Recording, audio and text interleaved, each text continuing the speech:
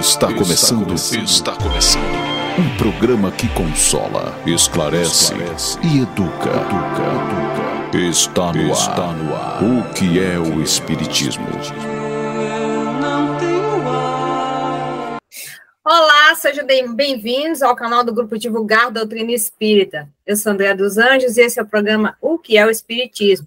Programa que se propõe a esclarecer, a educar, onde juntos estudamos e aprendemos mais sobre o Espiritismo, trazendo aqui para a nossa roda de conversa sempre temas às luzes da base do Espiritismo. E você que nos acompanha, que não perde nenhum programa, sabe que a gente está visitando o roteiro do Oeste, estamos no tomo 2 e hoje vamos iniciar o módulo 10, que trata da lei de adoração, o seu significado e objetivo.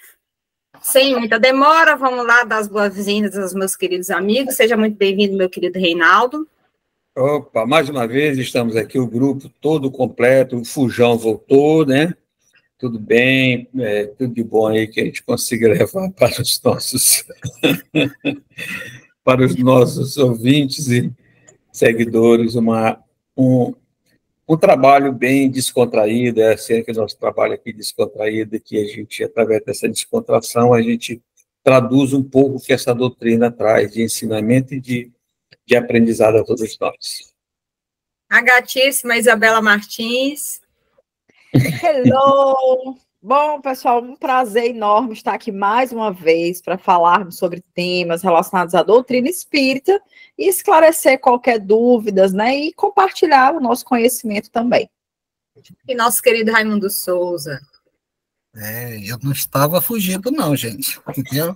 Não estava fugindo, mas já estou aqui de volta para a gente falar dessa doutrina consoladora, que vem nos esclarecer os pontos vitais da nossa existência, e assim a gente vai buscando a colaboração de todos os amigos internautas, né, pedindo inclusive que faça lá o seu like, faça a sua inscrição no nosso canal, dê a sua opinião, comente o que está acontecendo aqui, para que o YouTube entenda que nossa tarefa é importante. Pois é. Agradecemos os quase 8.000 inscritos no nosso canal, que confia no nosso trabalho, que nos ajude a divulgar esse conteúdo para que o YouTube perceba que a gente tem um conteúdo relevante e a gente possa estar levando esclarecimento e consolo a mais corações. Vamos ouvir um momento de reflexão e já que a gente volta. Ouça agora, momento de reflexão.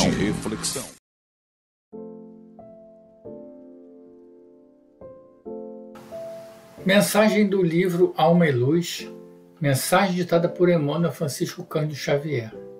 Título da mensagem: Trabalhando. Quando estudamos a lição dos trabalhadores da última hora, nas páginas divinas do Evangelho, recordamos que, realmente trabalhando, é possível alcançar todas as realizações que nos propomos atingir. Trabalhando, o coração empolgado pelo desânimo pode converter de imediato as trevas da amargura em claridades imperecíveis de alegria e esperança. Trabalhando, a criatura frágil se fortifica pouco a pouco, dominando o campo em que respira, vive e cresce. Trabalhando, a mente atacada pelo veneno do ódio ou da desesperação encontra recursos para compreender as próprias lutas com mais clareza, aprendendo a transformar revolta e fel em paciência e perdão. Trabalhando, a alma isolada pela discórdia pode surpreender a abençoada luz da harmonia e da paz, depois de longas noites de conflito e agonia. Trabalhando, o mal se faz bom, o adversário se transforma em amigo, o infeliz atinge a casa invisível e brilhante do eterno júbilo. Guardemos a palavra de Jesus e trabalhemos sempre na extensão do bem. O livro ou o tribunal, a enxada ou a semente aguardam nossos braços, tanto quanto os sábios e os ignorantes esperam por nossa cooperação cada dia. Fujamos às sombras densas e guerras escuras do nosso próprio eu, devotando-nos ao serviço de Deus, na pessoa e nos círculos dos nossos semelhantes. Plantando a felicidade dos outros, encontraremos a nossa própria felicidade.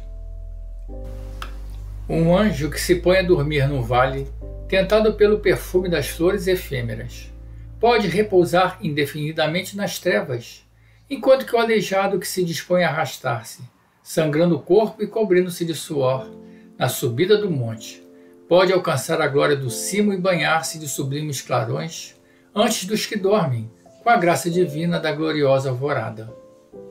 Os últimos serão os primeiros, disse o Senhor. Em verdade, será difícil a compreensão de semelhante ensino para a nossa lógica habitual. Entretanto, se vives servindo, compreenderás que o trabalho realmente pode operar o divino milagre.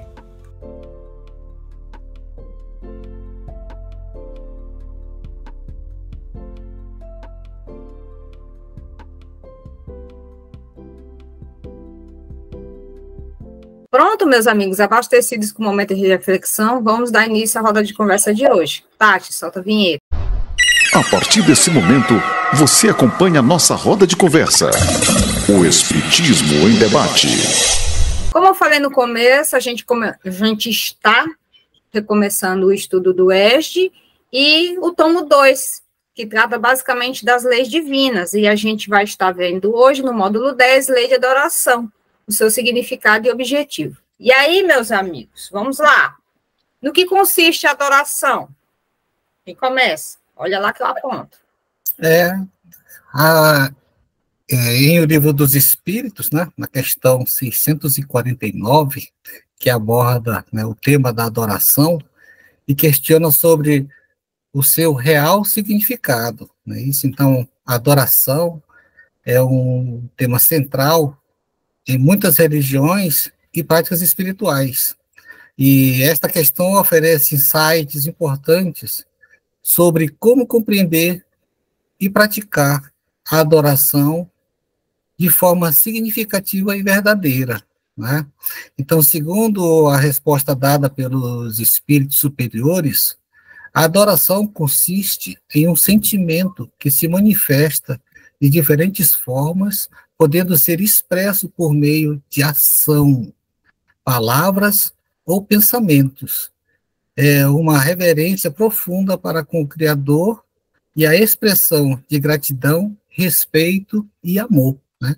No entanto, é enfatizado que a adoração verdadeira está na sinceridade do sentimento e não tanto nas finalidades externas. Né?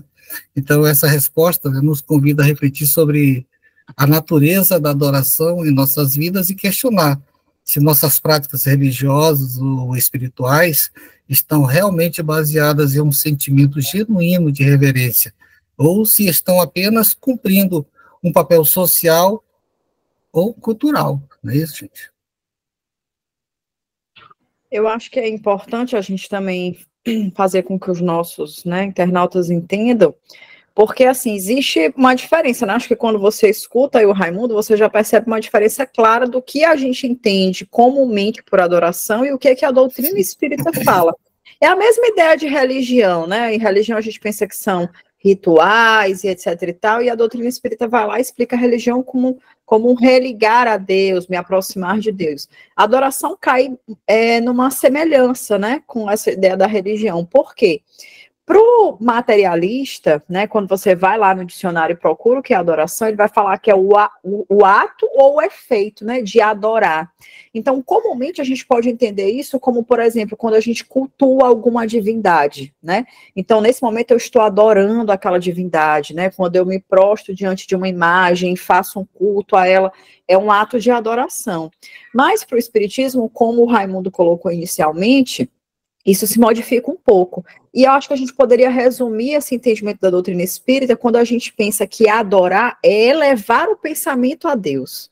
Então, eu não necessariamente preciso me prostrar numa posição X, olhar para uma imagem, mas só elevar o meu pensamento a ele já me coloca numa posição de adoração. Então, esse elevar o pensamento para o mundo superior já é esse ato de estar adorando segundo a doutrina espírita.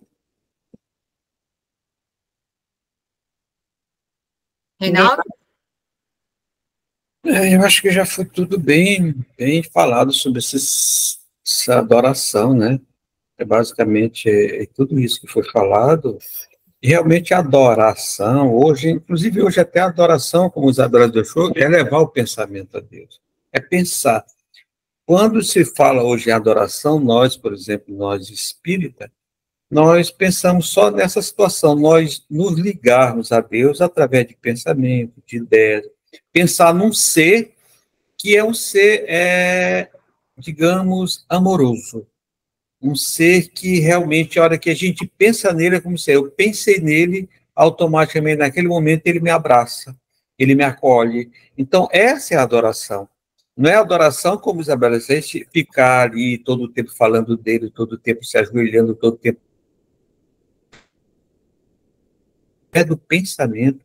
A gente se sente acolhido. Então, adorar é sentido, é como você adora uma pessoa, um artista famoso que tem coisas belas, você adora aquela situação que ele faz, aquele trabalho dele. Então, é uma adoração no sentido não de subserviência, não no sentido de você estar ali, digamos, preso a ele pelo um dogma, por alguma coisa dessa linha. Então, é mais ou menos isso também que eu penso aí, colaborando com a resposta dos meus amigos aí. Dentro disso que o Reinaldo falou, uma coisa que me vem em mente não é a gente... Fugiu a palavra, eu estava com ela aqui.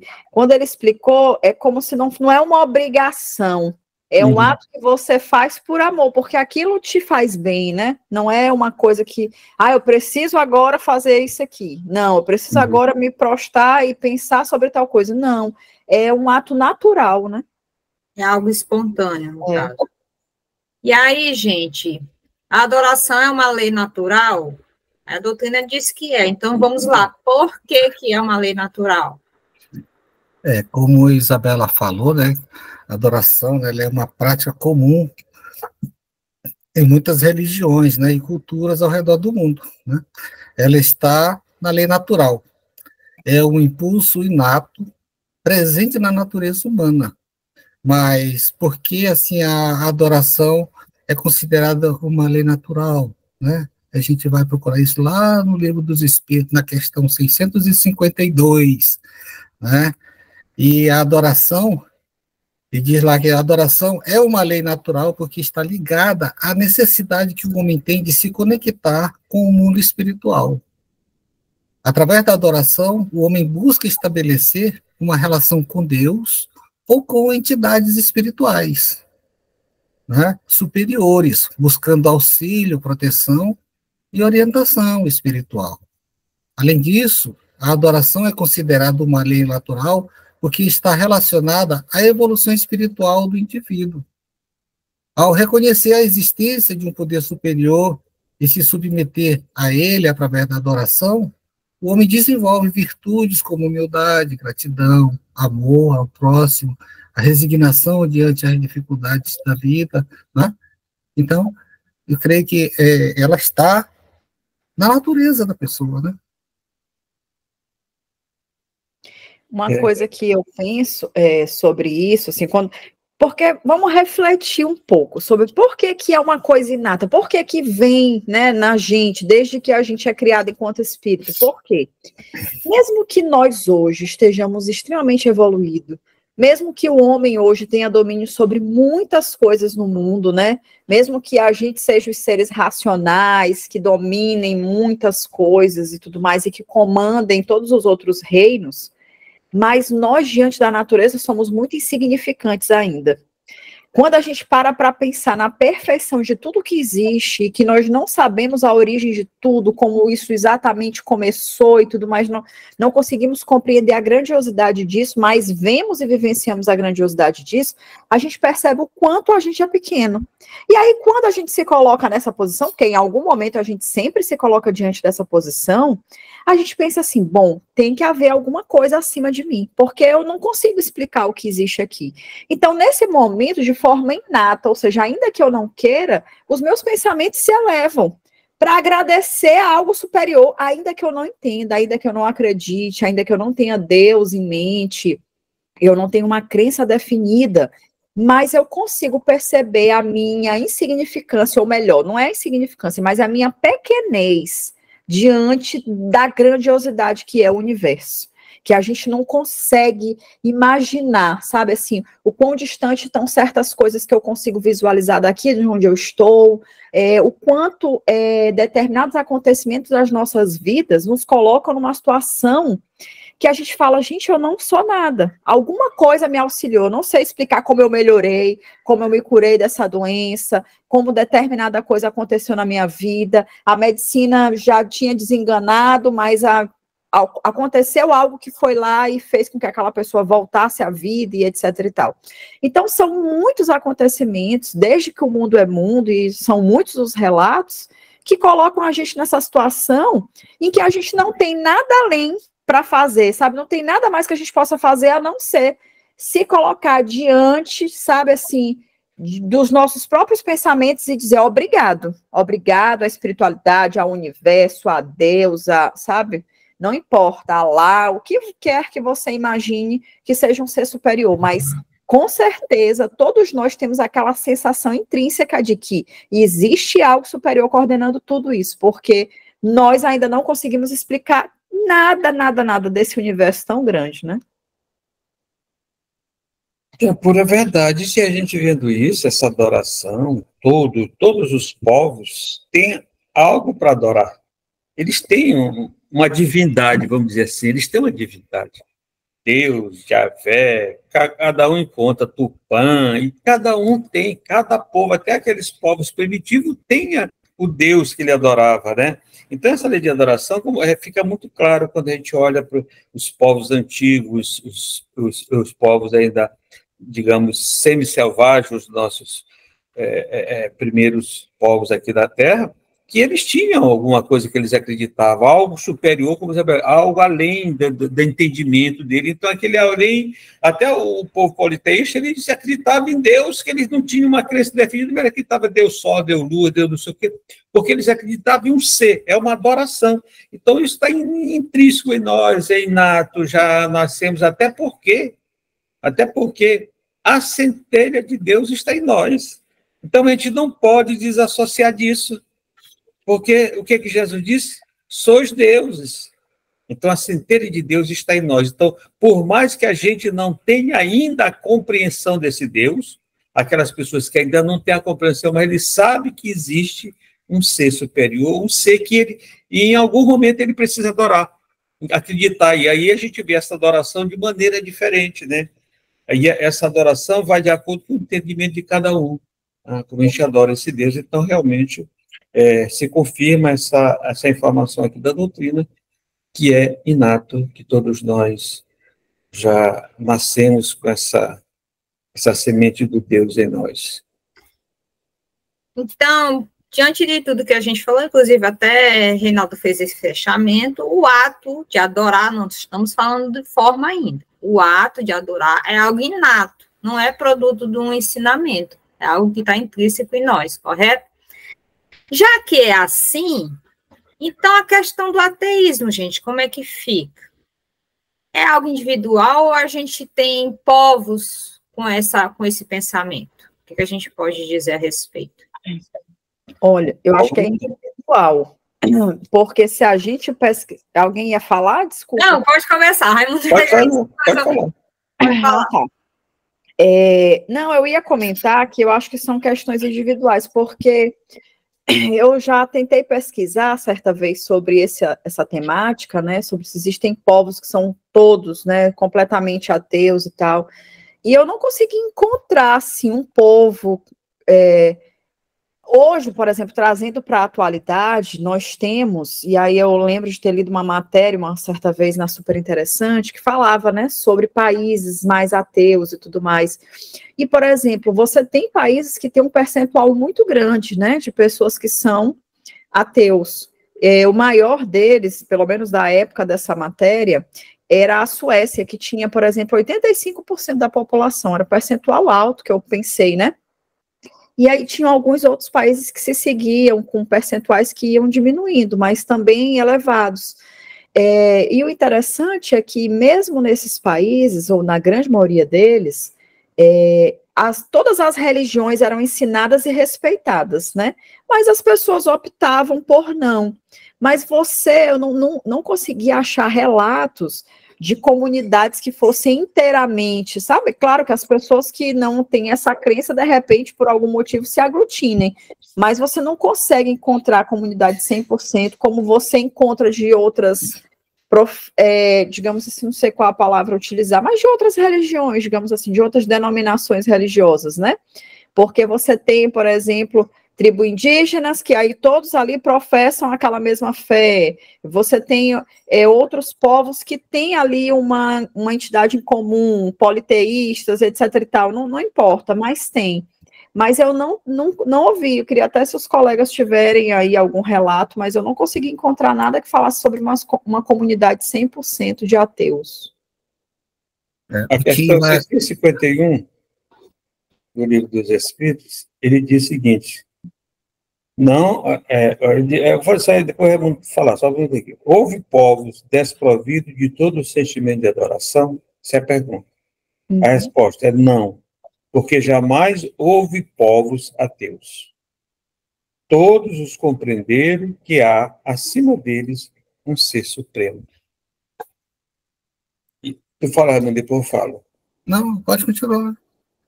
E aí eu vejo aqui essa situação, que eu sou ateu, eu tenho dois pensamentos da pessoa que diz ateu. Uma das é que todo mundo que diz ateu, em algum momento da sua jornada evolutiva, ele já se decepcionou muito com a religião, pessoas já fizeram ele sofrer, já maltrataram ele em função da religião, dizendo que estava fazendo aquilo em nome de Deus. Então, aquilo para ele foi uma grande decepção, que o Deus que ele esperava não era aquele Deus que ele sofreu, ele passa a ser ateu. Não acredita em Deus, porque Deus não existe, não é bom, não faz nada por ninguém. E outros são aquelas pessoas que não têm religião nenhuma, ele acha que ele não precisa disso, ele vive a vida dele, que tem muito ateu por aí, que pratica só o bem. Então, esse negócio de ateu, dizer eu sou ateu porque eu não acredito em religião nenhuma, mas toda pessoa que pratica o bem, ele acredita em Deus. Na minha cabeça é desse jeito, eu não acredito que tem... 80% de pessoas é ateu. Eu até discordo dessa pesquisa, eu não acredito numa pesquisa que diz que tem um país que tem 80% de pessoas que não acreditam em Deus. Entendeu? Então, eu acho que o ateu é a pessoa que não acredita em nada. Será se hoje a gente encontra um percentual muito grande de pessoas que não acreditam em nada acima dele? Então, essa pessoa que não acredita em nada acima dele, ou ele é muito ignorante, ou ele é muito revoltado com Deus. Eu não posso pensar, essa ideia é minha, não é em lugar nenhum, não vi isso, é só o que eu penso em função do que eu já li, do que eu já vi, porque eu acho que é muito, muito isso. Né? Então, eu acho que é muito isso em relação a pessoa dizer que é ateu. Então, eu não acredito muito, eu acho que isso é uma coisa muito individual em função de algumas frustrações, algumas situações que aconteceram. Com cada um, decepção com religião, com as pessoas. Nós temos alguns exemplos aí das cruzadas, de várias situações, do pessoal aí, outras épocas aí que a gente... a religião fez muitas coisas equivocadas, então isso para mim eu penso muito nisso. Interessante que todo mundo tem razão, né? Nessa questão, né? Porque a questão do ateísmo, né? Ela é um tema que desperta, né? Muitas discussões e reflexões, né? Ao longo da história da humanidade. O ateísmo não é uma condição coletiva de um determinado povo, né? Como já disseram todos, mas sim uma escolha individual. Cada pessoa possui o livre-arbítrio, gente, acreditar ou não na existência de um ser supremo. Né? No entanto, é importante destacar que a existência do ateísmo não implica necessariamente em uma negação completa de qualquer crença espiritual, certo? Muitos ateus se consideram agnósticos, ou seja, não afirmam a existência de um ser supremo, mas também não negam essa possibilidade. O ateísmo pode ser resultado de diversas causas, como disse Reinaldo, né? E algumas pessoas podem ter uma visão materialista e científica do mundo, buscando explicações racionais, né, para tudo que acontece. Outras podem ter tido experiências traumáticas ou desilusões que as afastaram da crença de um ser superior, como disse o profeta Reinaldo também, né? Ainda há aqueles que se sentem confusos, né? E não encontram evidências concretas que os levem a acreditar em Deus. O Espiritismo, né, ele propõe que é por meio da evolução espiritual que o ser humano pode encontrar respostas mais profundas para essas indagações, né? E o conhecimento adquirido através do estudo, da reflexão e da vivência das virtudes pode auxiliar, né, na compreensão da existência de um plano espiritual e de um ser supremo, né? Nós estamos em evolução, né? Então, por enquanto, ainda existem esses seres que se dizem ateus. Certo. E aí, aproveitando essa fala... Sim, pode falar, Renato. Aproveitando aqui esse tema, como já foi falado, né, que a Isabela falou, eu estou vendo aqui na internet, aí diz aqui o seguinte, uma reportagem, segundo uma estimativa, cerca de 2,3% da população mundial descreve-se como ateus, enquanto 11,9% descreve-se como não religioso. Esse conjunto se declara ateus, agnóstico ou não filiado a alguma religião é 16,3%. É um número grande, mas o que acontece? Aí é uma coisa bem clara que essa eu acho que é uma pesquisa que foi feita, tem mais coisa aqui, as pessoas se declaram, mas no fundo, vai muito pelo que a gente está discutindo aqui, porque eu tenho uma situação, eu espero que eu não ofenda ninguém, que tem muita gente que se declara que eu não tenho religião nenhuma, mas tem gente que pergunta, qual é a tua religião? A pessoa diz, eu sou isso. Mas ele nunca foi de uma igreja, nunca fez nada, é só para dizer que tem uma religião, no fundo não tem religião. Mas tem alguns que declaram dizer, eu não tenho religião, eu não acredito. Então, são muitas situações do que a gente, no nosso dia a dia, de acordo com o que a gente é, o que a gente pensa, às vezes até para não ser julgado, a gente diz uma coisa que às vezes exatamente não é. Eu tive um conhecido que trabalhou comigo e ele dizia que era ateu. Aí um dia assim de atribulação lá no trabalho, ele disse, oh meu Deus, eu disse, oxe, não é tu que não é, que é ateu? Ele, não, em Deus acredita, não acredita nesse tal de Jesus. Eu digo, ah, não. Aí tu já te complicou todo, né? Tá, aí aproveitando a fala de Raimundo, né, sobre as pesquisas, aí eu trago para vocês o seguinte, que ao longo da história a gente vê que a humanidade tem vivenciado um constante avanço nas áreas da ciência, tecnologia e tal, né? No entanto, alguns argumentam que com esse progresso tem levado as pessoas a se afastarem de Deus. E aí, como é que a gente pode explicar essa aparente contradição? Inclusive, né, pesquisando, vi também, aí no começo em meados de 1920, reportagens falando da morte de Deus, né? Então, como é que a gente consegue explicar isso? A morte de Deus. Porque a ciência explicava tudo, então Deus não existia. Teve sim, textos, reportagens, jornais e tal, nessa época, em meados de 1920, 1930, falando disso, Reinaldo. Não, foi em 1970 e pouco. Né? Também, né? Mas eu vi desde aí, Raimundo, de 1920, 20 e pouco. Entendeu? E a ciência, com essa evolução da ciência, né? A ciência achava-se que tinham matado Deus, né? E tinham matado, não existia mais a necessidade da gente explicar Deus, porque a ciência já estava explicando tudo, né? Medo e engano. Né?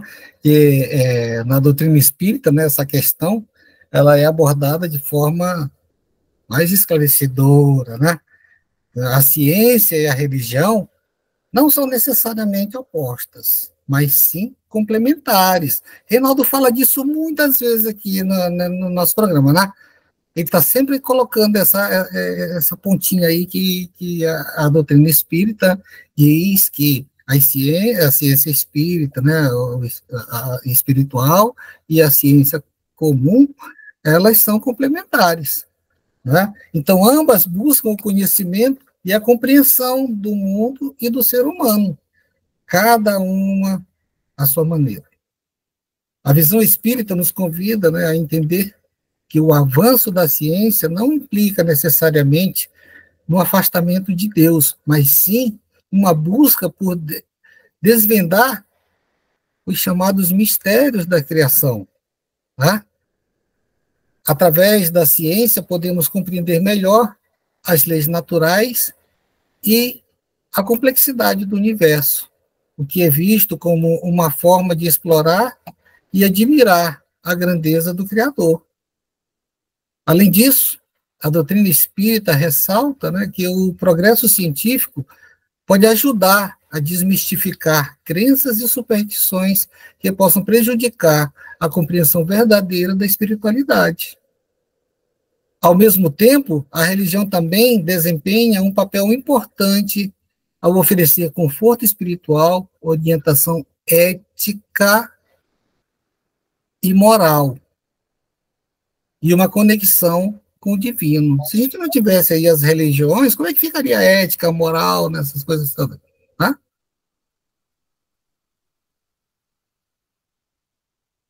Quem mais?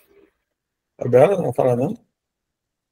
Não, quem quer falar, eu vi que é Isabela. Isabela ficou assim, aí quando ela foi abrir a boca, a Reinalda... Estou esperando ela falar, estou esperando ela falar. É para não ficar sempre nessa ordem de Raimundo, eu, Reinaldo, Raimundo. Então tu quer que eu fale? Eu falo, não tem problema. Exato. Já estou falando já aqui, ó. E tudo que Raimundo realmente é verdade, gente. E aí, talvez naquele momento, a ciência, quando começou a se descobrir, ela achou que ela estava com toda a verdade. Mas ao longo que ela foi se desenvolvendo, os cientistas foram compreendendo que exatamente eles tinham um pouco da verdade. E hoje, cada dia mais que a ciência se aprofunda nos conhecimentos, mais ele se aproxima de Deus, não pelo contrário, não se afasta. Eu vejo isso. Hoje a ciência chegou ao seu limite, basicamente chegou ao seu limite das pesquisas da matéria, já tentando entrar nas pesquisas espirituais, das coisas além da matéria. Então, em algum momento, mas hoje, eu já não vejo mais muito dessa natureza. Eu vejo que a ciência, cada dia que passa, ela está se aproximando de Deus. E aí, como o Raimundo falou, a doutrina espírita vem ajudar a ciência, porque ela vem mostrar que a ciência e a religião têm que andar juntos, gente. A ciência é a criação de Deus. A religião é uma criação de Deus também, pelo sentido até por causa dessa situação da que a gente está falando, da adoração. O que nos liga à religião, que religa a Deus, é através da adoração. A partir da hora que a gente começa a adorar, ver aquele exemplo. Por que cada dia mais a adoração está ficando mais suave, mais compreensiva, mais leve? Porque a gente passa a compreender melhor Deus. A gente passou a compreender melhor Deus. A mesma coisa, a ciência está chegando ao momento que ela está passando a entender que eles têm algo além da matéria, e eles estão começando a suavizar esse entendimento, e a doutrina espírita vem trazer isso com muita clareza, mostrando que essas forças caminham junto, que a ciência não pode se afastar da religião no sentido de que da espiritualidade, vamos até tirar um pouquinho da religião, da espiritualidade, da parte espiritual de todos nós, porque é uma união. Então, a gente precisa, a ciência, cada dia mais, em vez de estar se afastando, na minha concepção, ela está se aproximando mais e cada dia mais de Deus. A gente só quer... Isabela, só antes de você falar, né, que a Andréia colocou uma informação que a gente deixou pela metade, né? Que é a expressão a morte de Deus. Né? A morte de Deus, né, ela é uma expressão, é uma declaração feita pelo filósofo alemão Friedrich Nietzsche, que significa que o iluminismo eliminou a possibilidade da existência de Deus. Essa foi uma das declarações. Mas existe uma outra colocação também, já depois dos anos 1900 e alguma coisa, 1970 e pouco, 80 e pouco, eu não lembro, né, que eu também já li, que com o desenvolvimento da ciência voltou-se a falar de novo nessa situação da morte, que estávamos matando Deus, que não tinha mais explicação essa existência de Deus. Só para colocar, André.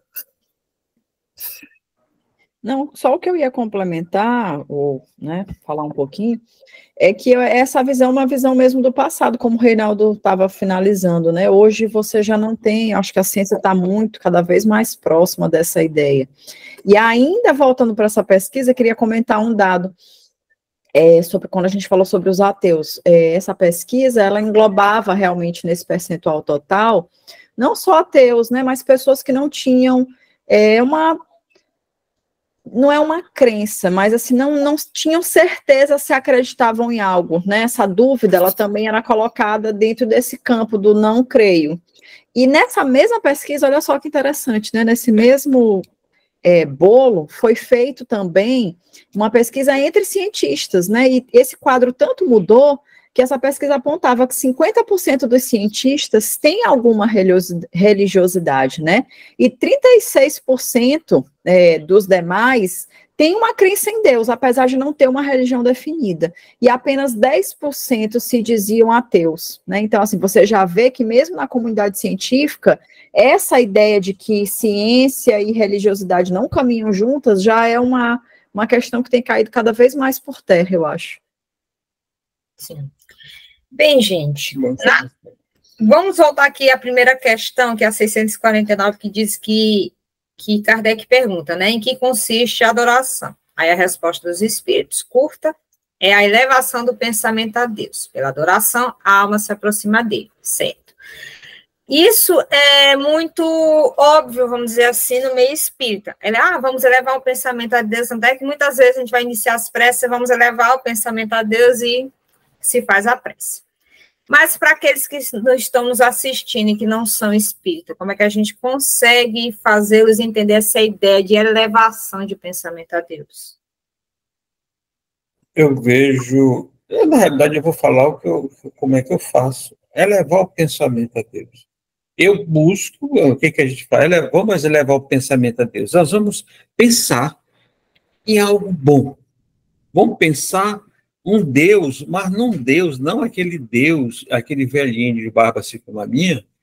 Vamos pensar um Deus, uma luz, uma fonte de energia que nos envolve, que nos acolhe, que nos escuta, que é paciente, que está pronto a nos atender.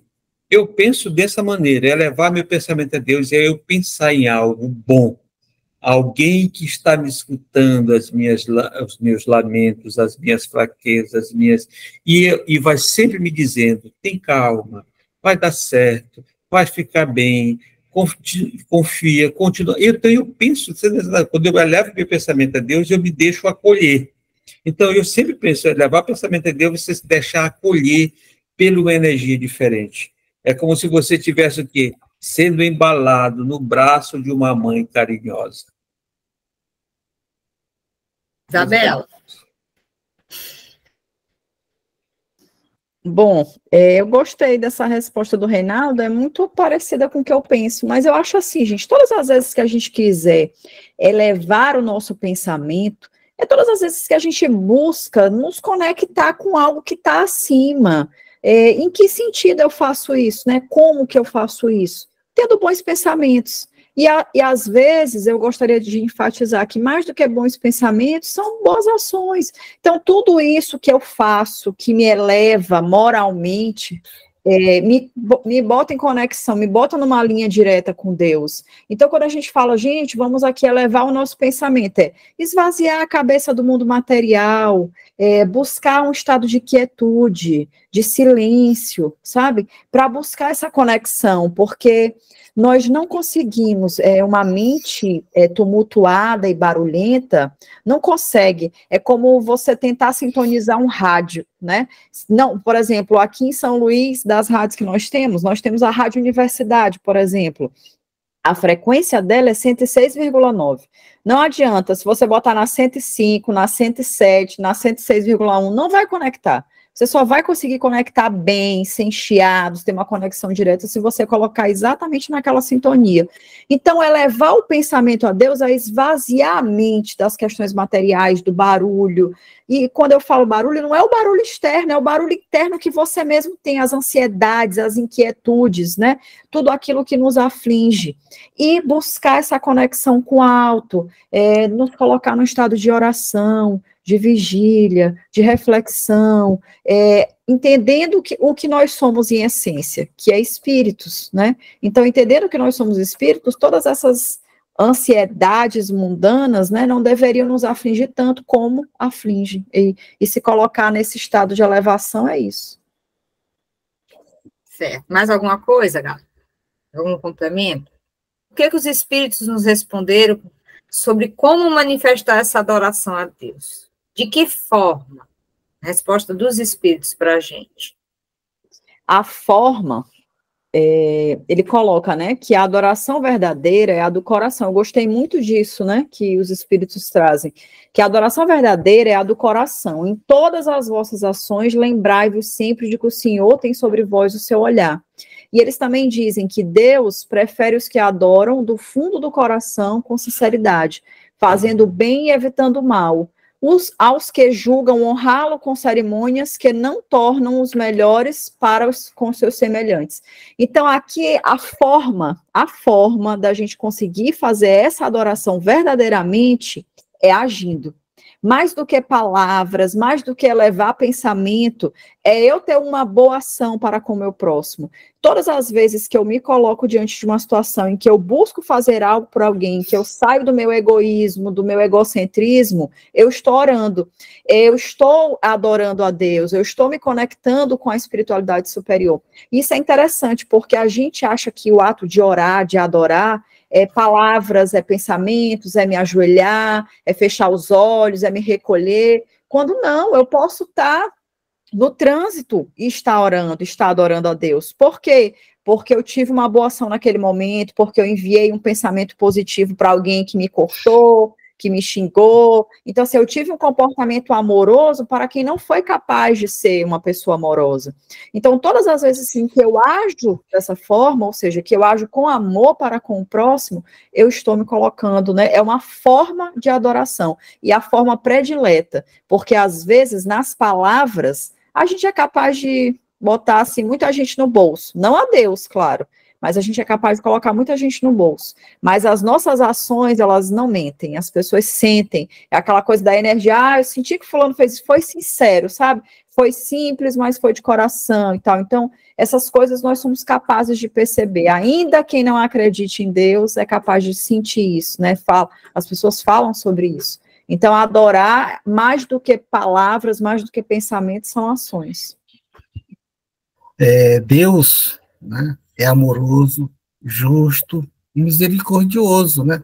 Não fazendo distinção de raça, religião ou modo de adoração, né? Acredita-se que ele compreende as necessidades e particularidades de cada indivíduo, respeitando as suas crenças e práticas. Nesse sentido, a doutrina espírita ensina que não existe um único caminho para se conectar com Deus, mas sim múltiplas formas de expressão espiritual. Cada pessoa possui sua própria maneira de se relacionar com o divino e buscar a elevação espiritual, né? No entanto, o Espiritismo destaca que o verdadeiro culto a Deus não se restringe a ritos externos e formas pré-estabelecidas de adoração. Acredita-se que o verdadeiro culto está ligado à vivência dos princípios de amor, caridade, perdão e fraternidade, que são ensinamentos fundamentais da doutrina espírita, né? Então, dessa forma, independente do modo como cada pessoa escolhe adorar a Deus, é importante, o importante é que essa adoração seja sincera, baseada no amor ao próximo e no desejo de evolução espiritual. A doutrina prega que Deus não julga as religiões, mas sim as intenções e atitudes de cada indivíduo. E também é válido ressaltar, né, que a doutrina enfatiza a importância do respeito e da tolerância em relação às diversas formas de religião e espiritualidade.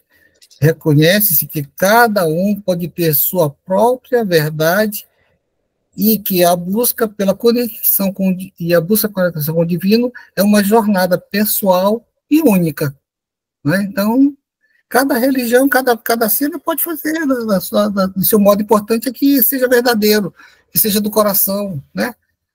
Que acredite naquilo que está fazendo, né? Tá, meus amigos, então, para a gente encerrar a questão da vida contemplativa, aqueles que se recluem, sai de cena, sai da sociedade, vai viver uma vida reclusa, só em oração, só pensando em Deus. O que os espíritos nos disseram a respeito? É bom, é ruim? Por quê?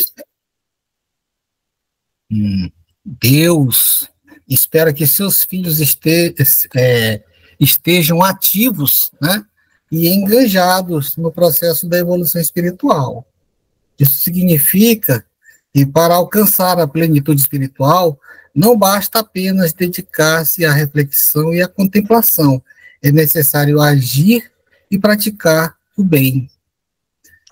A vida contemplativa, embora possa ser benéfica em alguns aspectos, não é suficiente para o progresso espiritual, né? Nesse sentido, a doutrina espírita, né, ela enfatiza a importância da ação caridosa, na busca pelo conhecimento e do trabalho em prol do bem comum.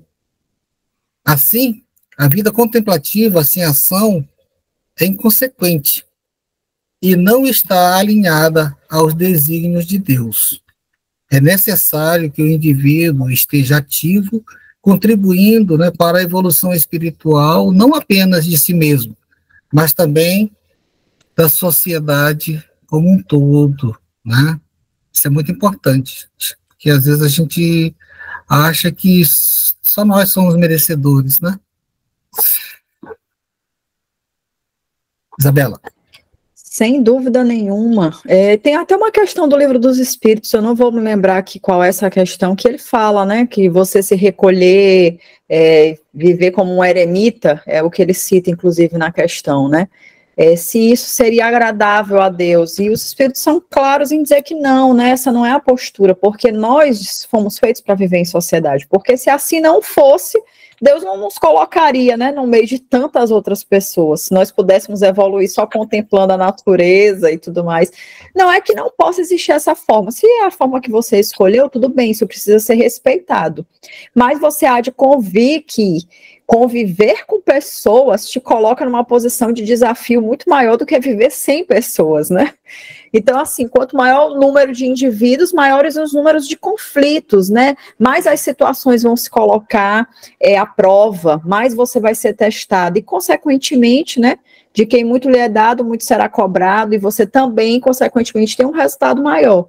Então, não, nós não fomos feitos, né, para viver esse tipo de isolamento, não é aquilo que a espiritualidade espera, e nós, apesar de evoluirmos isoladamente, né, cada um é responsável por si, mas essa evolução perpassa pela convivência social. É necessário que a gente, né, viva em sociedade. E como a gente falou na própria questão anterior, se o verdadeiro ato de adoração é ação, então me colocar numa situação em que eu me afasto das pessoas e dos afazeres, dos compromissos para com elas, que adoração seria essa, então? Então, não seria uma adoração, seria uma contemplação só, né? Não seria nada prático, nada que me fizesse realmente me colocasse à prova. Seria apenas um estado contemplativo, né?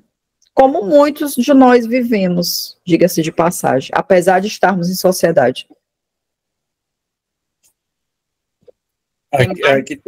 Continuando essa fala de Isabela, diz o seguinte: aquele que faz profissão de adoração ao Cristo, que é orgulhoso, invejoso, ciumento, que é duro, implacável com os outros, o ambicioso dos bens mundanos, eu vos declaro que só tem a religião nos lábios e no coração. Deus, que tudo vê, dirá: aquele que conhece a verdade é 100 vezes mais culpado, do mal que faz do que o selvagem ignorante, que será tratado de maneira consequente no dia do juízo. Então, na realidade, a adoração é voltada para isso que Isabel está dizendo.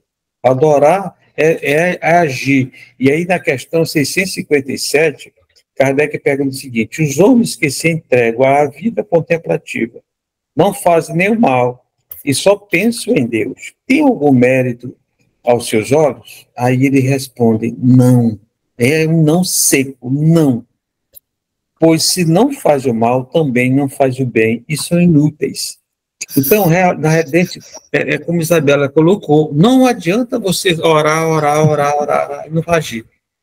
Oração, hora de agir, hora e ação, tem que ter ação. Então, é importante realmente, para que a gente adore a Deus, a gente tem que agir, tem que trabalhar mais, tá vendo, meninas? Trabalhar mais, trabalhar. É a única alternativa que nós temos. O trabalho edifica, transforma, fortalece, educa. Então é isso que Deus quer da gente. É a maneira que Ele quer que a gente adore. Trabalhar em benefício do próximo também, né? Só em benefício próprio. Reinaldo, mais alguma coisa? Não, acho que já está tudo bem claro aí. E como a gente vê que o programa o estudo ele é sequenciado e está ligado, no anterior a gente viu a questão do bem e o mal, que não basta não fazer o mal. O fato de não fazer o bem já está fazendo o mal. Então, sempre a atitude é de ação, de fazer o bem ao próximo, para poder, aí sim, ser agradável a Deus e aí estar em estado de adoração. E com isso a gente consegue encerrar a temática de hoje. Então, vamos agradecer aos meus amigos por estar aqui mais uma vez, Reinaldo. Eu que agradeço mais uma vez de estar aqui, falando sobre a doutrina espírita, esse ensinamento, tá, com esse grupo maravilhoso de amigos queridos. Espero que tenhamos conseguido levar algum esclarecimento aos nossos seguidores internautas. Até a próxima. Isabela Martins. Foi um prazer, gente, mais uma vez estar aqui conversando sobre temáticas da doutrina espírita. Esperamos você no próximo programa. Raimundo Souza. Com gratidão, né, que a gente termina esse programa que vem falar de uma importância tão grande, né, que é essa lei de adoração. E a gente tem, às vezes, dificuldade de compreender por causa das nossas práticas, né?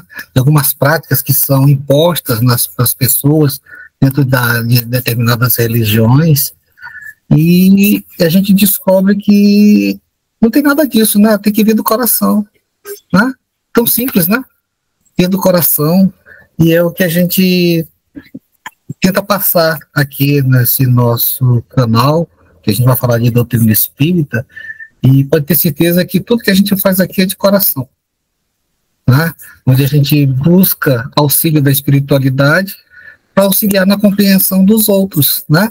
Daqueles que ainda não conseguiram fazer um estudo da doutrina, e a gente pede que o faça, né? Os livros estão aí, se você quiser ajudar, os livros tem livros gratuitamente nos sites da Federação Espírita Brasileira, mas também você pode comprar o livro, que aí você vai estar auxiliando, né, aqueles que não têm de onde tirar, né, que é a caridade que se faz quando se compra um livro, porque tudo na doutrina espírita ele é feito de forma gratuita, porque nós recebemos isso da espiritualidade, né? Então, quando nós recebemos da espiritualidade, nós doamos, diferente do profissional, que aqui todos nós temos uma profissão e a gente vive da nossa profissão, né? Mas a gente trabalha a caridade com o auxílio da espiritualidade. E só nos resta também agradecer a oportunidade e pedir que você participe, mande a sua mensagem, que a gente, daquilo que você talvez não conseguiu entender, que a gente corre atrás e traz aqui para vocês. Dá o like, compartilhe, esteja conosco sempre, paz e alegria a todos. Até o próximo programa aqui no canal do Grupo Divulgar Doutrina Espírita. Você ouviu o que é o Espiritismo?